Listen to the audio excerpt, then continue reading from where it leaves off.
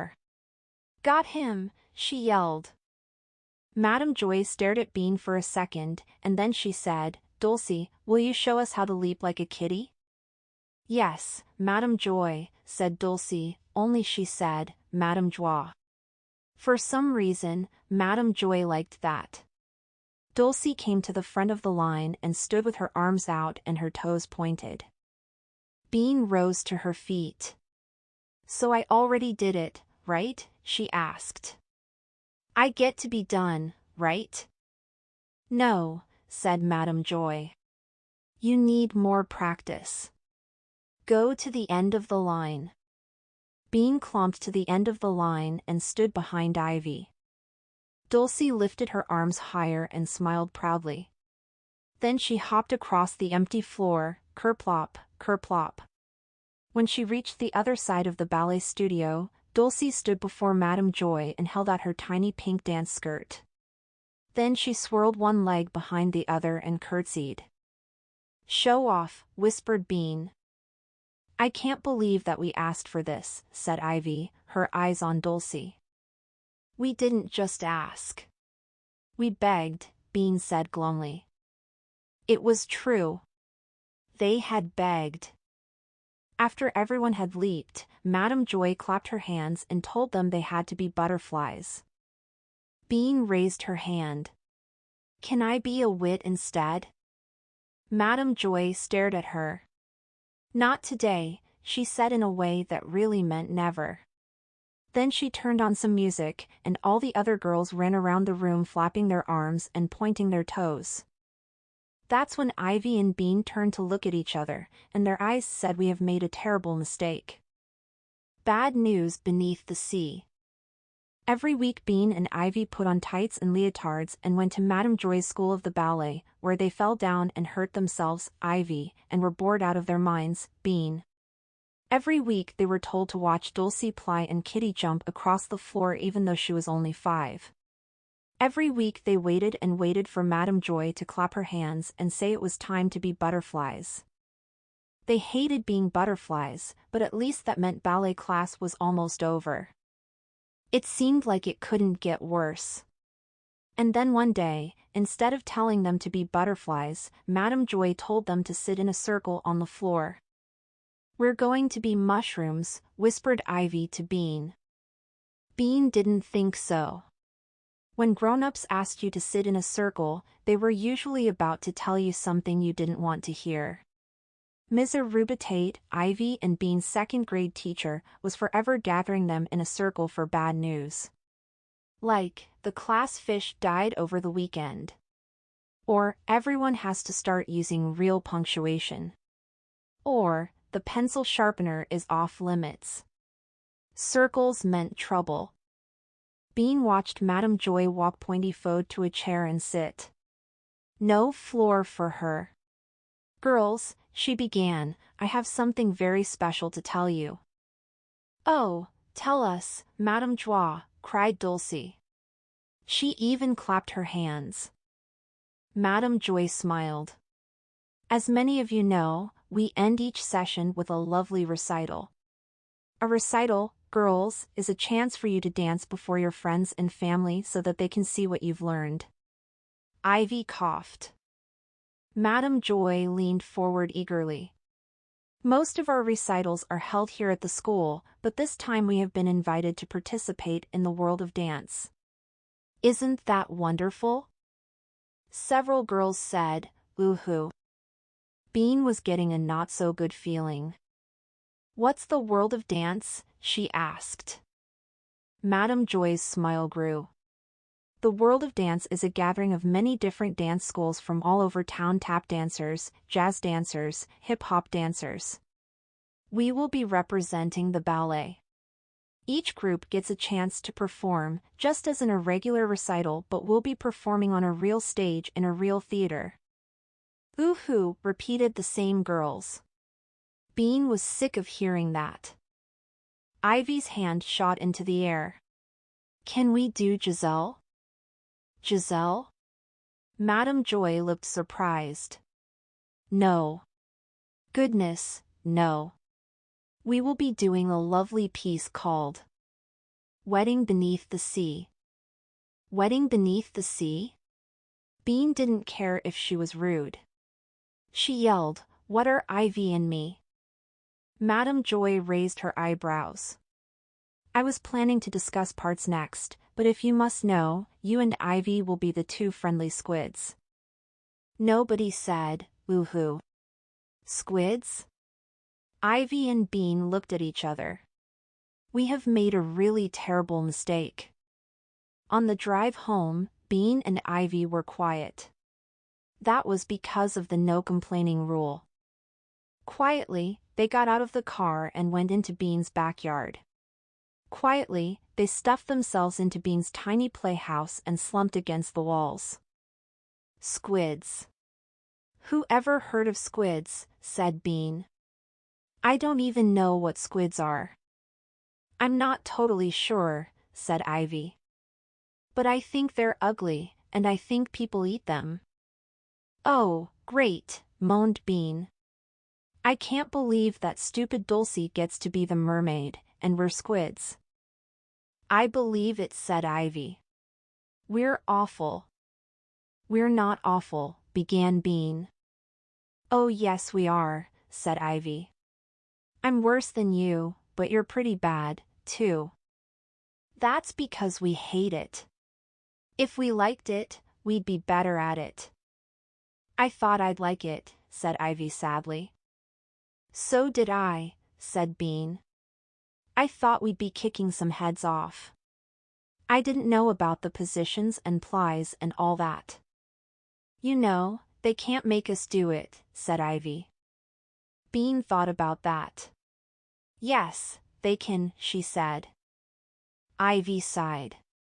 "It was mean of them to make us promise not to complain," she said. "Yeah," said Bean. "They knew all along how horrible it would be."